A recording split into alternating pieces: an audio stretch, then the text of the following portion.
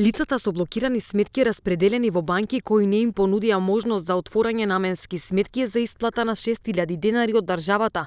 Помошта ќе ја добијат во текот на јануари.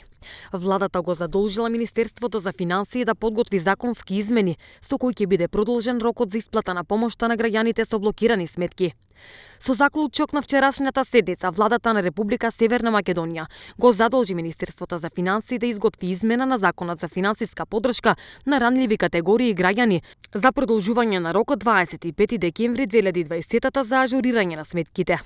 Очекуваме процесот да заврши во текот на идниот месец, откако за законската измена ќе се изјасни собранието на Република Северна Македонија. Оттаму тврдат дека граѓаните кои имаат сметки во банки без техничка можност да отворат подсметки, биле прераспределени во други банки кои имаат техничка можност. Исплата беше извршена на тој начин. Банките кои немаат таква можност ги вратија парите во буџетот, велат од владата. Дел од граѓаните со блокирани сметки уште минатата недела се пожалија дека банките им кажале дека нивните пари се вратени на државата и дека од нив треба да бараат начин парите да им бидат исплатени. Тие не се најдоа ниту во ажурираните листи на кои владата објави дека ги распределила во банки кои нудат можност за отворање наменски сметки. Оние пак кои имаа блокирани сметки, но во банки кои нудат можност за отворање наменски сметки, ги ажурираа податоците и можеа да се ги подигнат парите.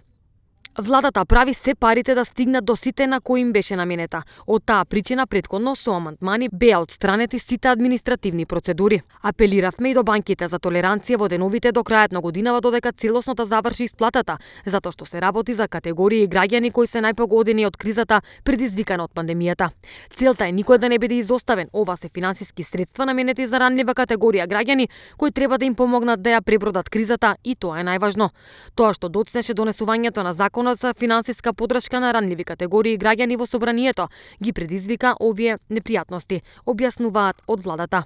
Самохраните родители и уметниците пак кои последни беа додадени на листата, немаа можност за поднесување приговори. Од владата велат дека тие можеле да проверат дали ги има во евиденцијата на центрите за социјална работа и да се регистрираат за да бидат дел од листата приматели. За разлика од нив, уметниците и другите под надлежност на Министерството за култура поднесувале апликации за да бидат дел од програмата за поддршка од 6.000 денари. Помош од 6.000 денари за справување со последиците од пандемијата владата подели на 283.000 граѓани, за што беа одвоени 27,3 милиони евра.